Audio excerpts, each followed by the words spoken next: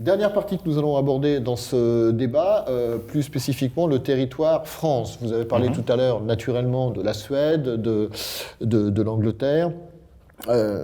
Qu'est-ce qu'il a de particulier ce territoire France? Comment est-ce qu'on peut le valoriser? Et comment ça peut être aussi une valorisation des différentes régions et territoires qui le composent? Alors notamment peut-être lors d'événements majeurs comme la Coupe d'Europe de football que l'on va accueillir bientôt, les Jeux Olympiques pour lesquels nous sommes candidats, pas que les événements sportifs, ça pourrait être l'exposition universelle. Quel est le rôle de cet acteur particulier et de ce territoire particulier qui est le pays? Il est essentiel, il est très très fort. La France est connue mondialement, mais elle est connue dans un certain nombre d'excellences et aussi de défauts. Donc il y a un vrai travail, je prends un mot anglais, mais de branding de la France, qui a été souvent d'ailleurs lancé et puis ralenti, relancé, ralenti, etc. Je crois que ce travail de branding de la France, souvent il a été fait un peu version État national, c'est-à-dire qu'on vend la France, puis le territoire, on dirait c'est un deuxième rang.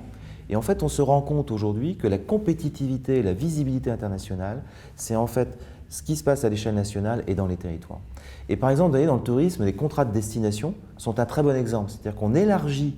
Donc c'est un accord entre l'État et des acteurs territoriaux sur une stratégie touristique de moyen terme, de visibilité, mais aussi de renforcement de l'offre.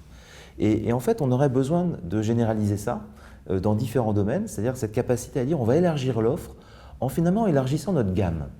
Et là, on est bien dans la capacité à mettre en avant des territoires, des offres particulières, spécifiques, qu'elles soient technologiques, touristiques, agriculture, de l'agriculture aussi, bien évidemment. Et c'est un élément essentiel dans notre capacité à changer l'image internationale. Et vous l'évoquiez, les grands événements, ceux pour lesquels on candidate encore, on va dire, 2024, les JO, 2025, l'exposition universelle, sont l'occasion d'offrir cette France transformée qui propose des parcours complètement différents que des parcours classiques qu'ont nos interlocuteurs en tête quand ils pensent à la France.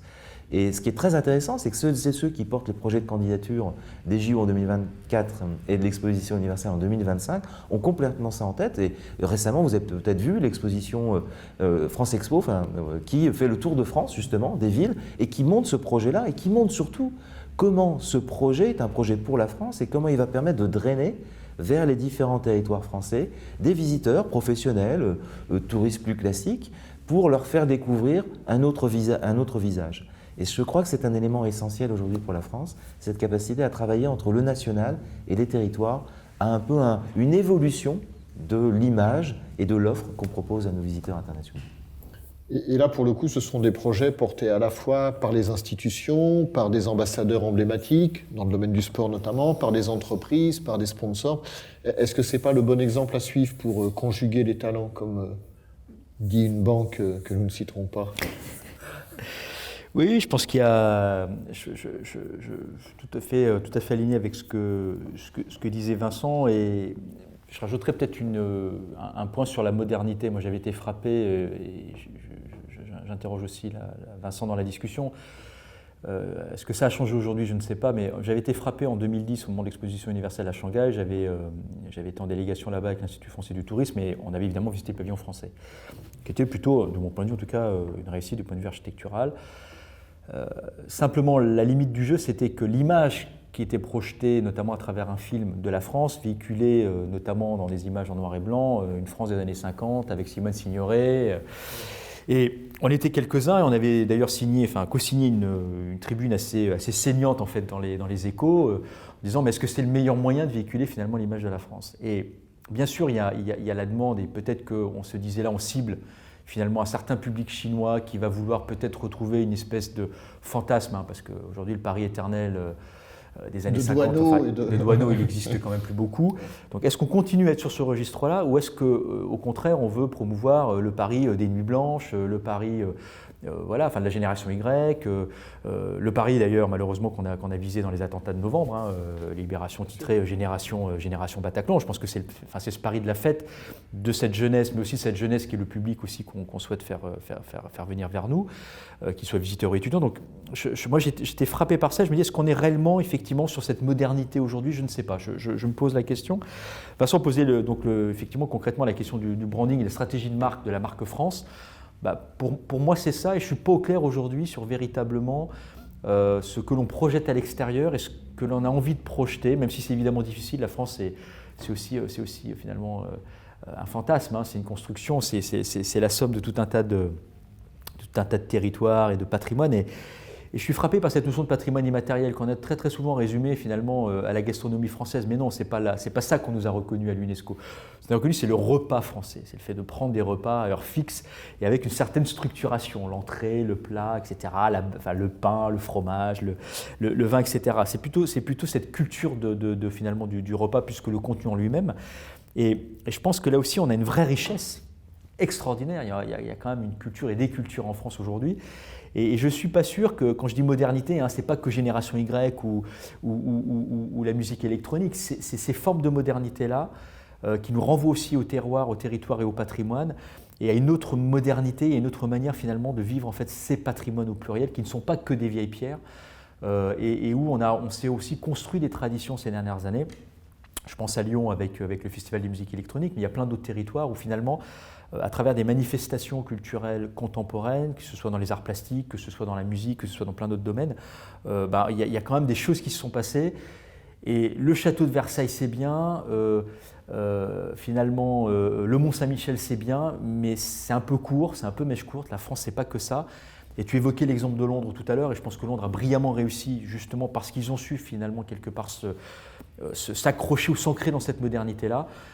Je pense qu'il y a une prise de conscience, notamment sur Paris aujourd'hui, mais je pense qu'il y a encore un petit bout de chemin à faire pour Paris et pour la France globalement, de beaucoup plus, à mon sens, s'ancrer dans cette modernité-là pour avoir effectivement une promotion de la destination France qui soit un petit peu challengée de ce point de vue-là.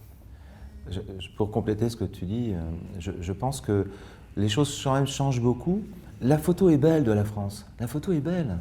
Maintenant, il faut la rendre en mouvement et la rendre expérientielle, pour un peu boucler sur ce qu'on a dit depuis tout à l'heure. Et je pense que, par exemple, avec la French Tech, c'est un très bon exemple sur un domaine très particulier, mais de mise en mouvement du dynamisme français. Et vous voyez que ce qui se passe sur Paris et la région Île-de-France, qui devient une destination majeure dans les startups, c'est parce que l'image est belle, les gens rêvent de Paris. Vous mettez Paris et la France en mouvement, et d'une certaine manière, vous provoquez une adhésion beaucoup plus forte que d'autres, parce qu'en fait, on a un point de départ qui est plutôt bon. On a une excellente réputation, même si l'image, par moment, est un peu écornée sur un jour ceci, un jour cela, mais on a une excellente réputation de fond. Mais en mettant en mouvement, en montrant qu'on peut réaliser ses ambitions, réaliser ses projets dans un cadre qui est magnifique, on ne peut que réussir. Mais ça passe par la capacité à avoir cette vision-là et mettre les acteurs ensemble en mouvement autour d'un projet. Et je reviens sur les JO et l'Expo. En fait, ce que proposent ces deux candidatures, c'est un projet de mise en dynamisme de la France et de ses différents territoires pour, d'une certaine manière, passer de la carte postale de la France à la carte postale animée, dynamique, tournée vers l'avenir, dans lequel, moi en tant qu'individu, moi en tant que touriste, moi en tant que chef d'entreprise, je vais me réaliser.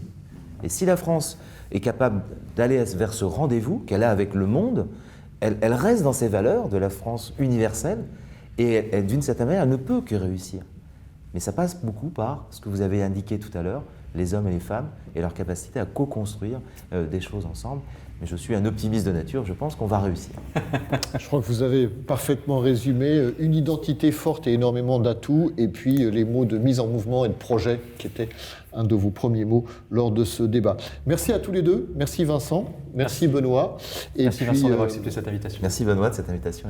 Rendez-vous maintenant au mois de... avant l'été, on va être flou, pour le numéro 18 déjà de Culture Service. Merci de votre attention, à très bientôt, au revoir.